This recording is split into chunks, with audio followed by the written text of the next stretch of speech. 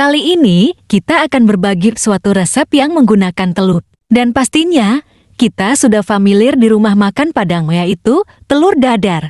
Rahasianya bagaimana cara memasaknya?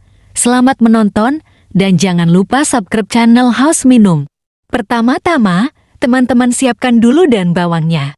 Daun bawangnya kira-kira 60 gram atau kurang lebih 3 batang. Kemudian iris-iris setipis mungkin, jangan terlalu tebal. Karena kalau kita iris tebal-tebal, pas kita potong nanti hasilnya akan jelek. Dan kalau kita potong tipis-tipis, rasa daun bawangnya nanti akan lebih mudah menyatu atau bercampur dengan sempurna. Selain lebih menyatu, hasilnya nanti juga akan terlihat lebih cantik. Kalau sudah kita iris seperti ini, kita sisihkan dulu daun bawangnya. Kemudian, lanjut, kita siapkan daun seledrinya, kurang lebih sebanyak 2 batang saja. Untuk daun seledrinya jangan terlalu banyak ya. Terus potong tipis-tipis daunnya. Kalau sudah dipotong tipis-tipis seperti ini, kemudian sisihkan lagi bersama dengan daun bawangnya tadi. Nah, setelah ini, kita akan siapkan rahasia bahan yang akan kita gunakan. Bahan rahasianya yaitu, kita akan gunakan daun kunyit. Cukup dengan 1 lembar daun kunyit ya. Kemudian potong tipis-tipis daun kunyitnya, dan setelah itu sisihkan bersama dengan bahan sebelumnya tadi. Atau kalau tidak ada daun kunyit, kita bisa gunakan daun jeruk, kurang lebih 2 lembar daun jeruk. Tapi yang lebih sering digunakan di rumah makan Padang itu biasanya pakai daun kunyit. Lanjut kita di sini. Saya menggunakan bawang merah kurang lebih sebanyak 5 siung. Dan yang khas itu untuk orang Padang, biasanya menggunakan bawang merah yang diiris untuk telur dadar. Jadi, usahakan wajib pakai irisan bawang merah ya. Iris tipis-tipis bawang merahnya ya. Jangan terlalu tebal irisannya. Kemudian, setelah selesai sisihkan lagi. Setelah semuanya selesai, kita siapkan blendernya. Masukkan 2 siung bawang putih. Kemudian, masukkan bawang merah kurang lebih sebanyak 6 siung. Setelah itu, siapkan cabai merah kurang lebih sebanyak 4 buah. Kemudian, potong-potong cabai merahnya, supaya mudah hancur ketika nanti di blender. Masukkan potongan cabai merah tadi ke dalam blender. Tambahkan setengah sendok teh garam halus. Tambahkan sedikit minyak goreng. Kemudian, blender semua bahan tadi sampai benar-benar halus. Jika sudah, teman-teman sisihkan dulu bumbu perasa yang sudah kita blender ini. Kemudian, kita siapkan 1 butir telur bebek dan 3 butir telur ayam. Setelah itu, pecahkan 1 persatu telur ayamnya ke dalam mangkok. Jadi kenapa kita pakai campuran telur bebek?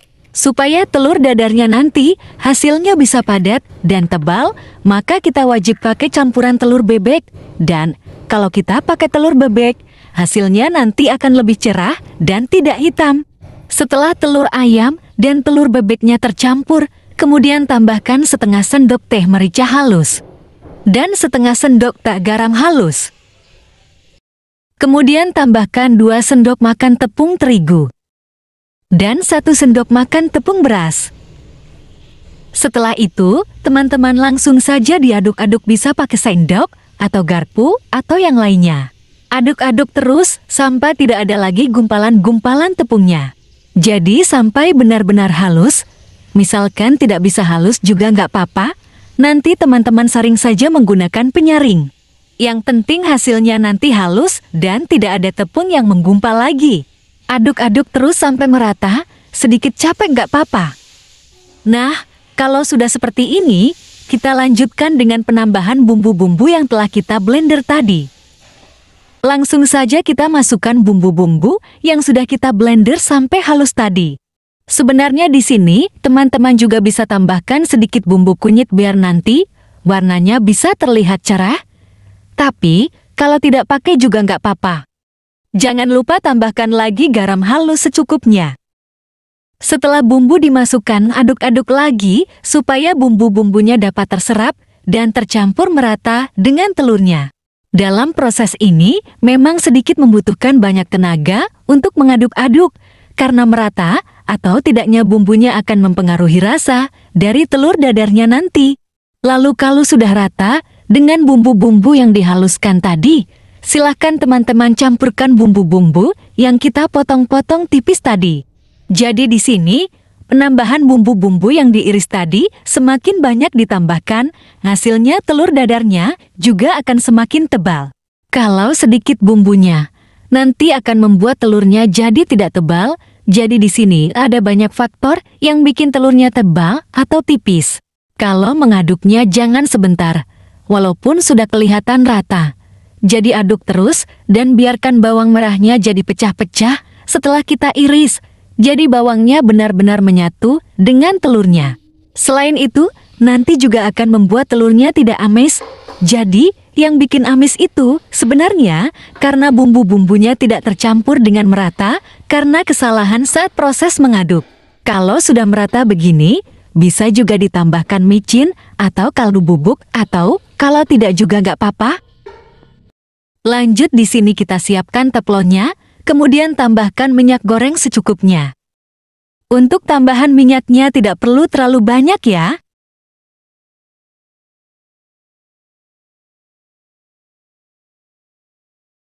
Kemudian ingat ya, gunakan api yang paling kecil agar nanti telur dadarnya dapat matang secara merata.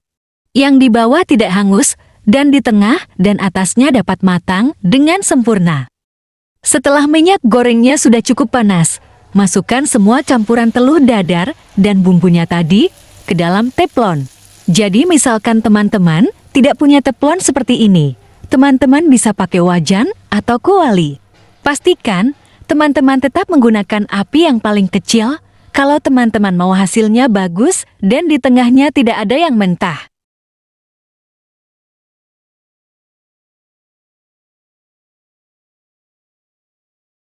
Setelah matang sempurna seperti ini, silakan teman-teman angkat dari teflon dan pindahkan ke tempat lain yang sudah disiapkan ke piring atau ke nampan atau yang lainnya. Jadi kurang lebih seperti inilah hasil telur dadarnya, warnanya cerah dan matang dengan merata.